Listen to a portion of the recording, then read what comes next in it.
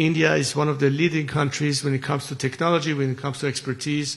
I think these are the kind of things that will help us in every area that we need to focus on, new renewable energies, IT, whatever it is out there.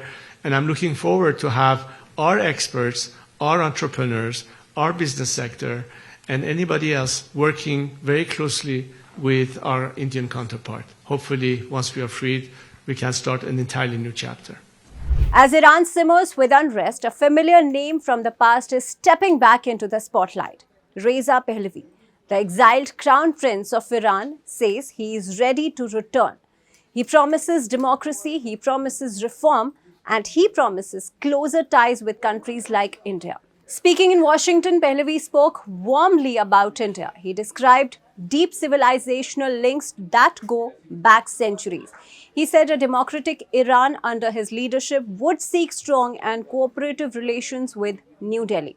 He spoke of shared values, technology partnerships, and joint efforts on energy and climate challenges.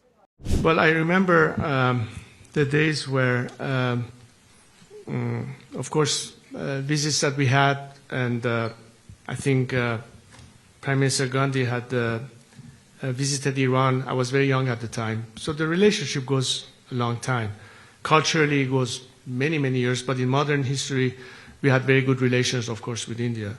And it's natural, as I said, that a democratic Iran is committed to have the best possible relationship in the context of sovereignty and liberty, to have the best possible relationship with any country that adheres to the same values and can work with us and can partner with us in many different domains. And of course, it's a rich culture and a rich history that we observe in India as well. I think we can, as nations, be very proud of our heritage. And this could be a natural path to a very good bond and cooperation. Look, we have so many challenges to face in our planet.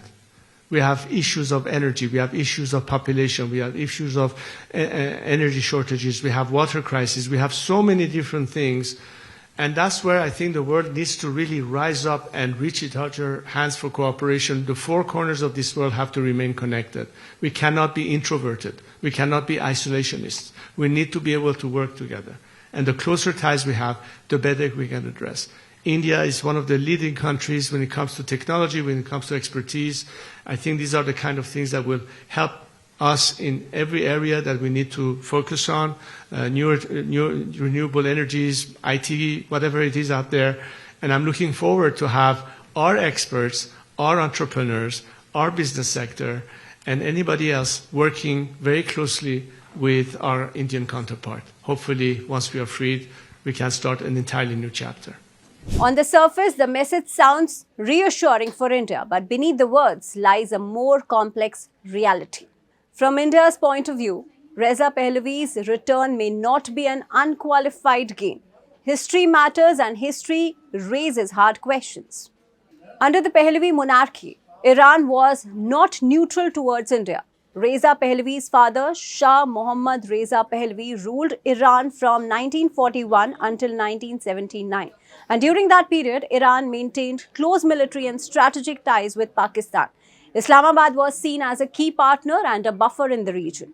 That relationship came at India's cost. Iran, under the Shah, openly backed Pakistan in the 1965 and 1971 wars against India. Tehran supported Pakistan's position on Kashmir and accused India of aggression and international platforms. Those positions were clear and consistent. After the 1979 Islamic Revolution, that equation changed. The Islamic Republic of Iran did not align with India on everything, but it largely stayed neutral on Kashmir.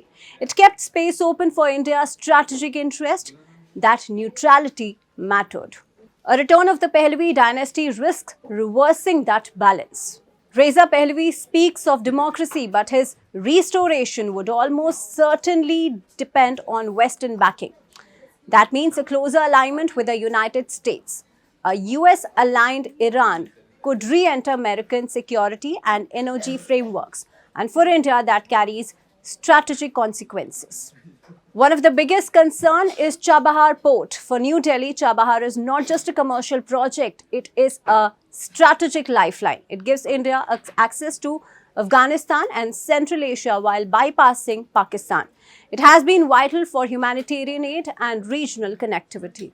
A regime closely tied to Washington and friendly with Pakistan could rethink Iran's posture on Chabahar.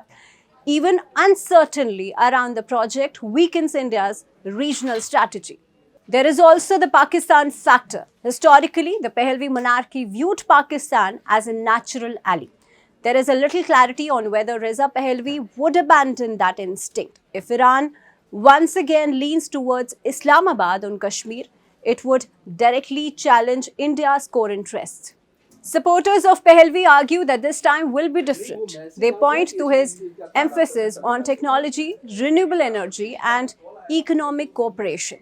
He has praised India's expertise in IT and innovation. He speaks of entrepreneurs, startups, and shared growth. Those opportunities are real. India could benefit from a more open Iranian economy. But strategic history cannot be ignored. For India, the question is not whether Reza Pahlavi sounds friendly. It is whether his return reshapes Iran in a way that protects India's long-term interests. A Western-backed political transition in Iran could also bring instability. It could redraw regional alignments. A US-Iran-Pakistan axis, even informally, would complicate India's position in West Asia. So while Reza Pahlavi speaks of partnership, New Delhi will listen carefully because in geopolitics, promises matter less than patterns. For India, Iran's future must be judged not by speeches in Washington but by choices on the ground.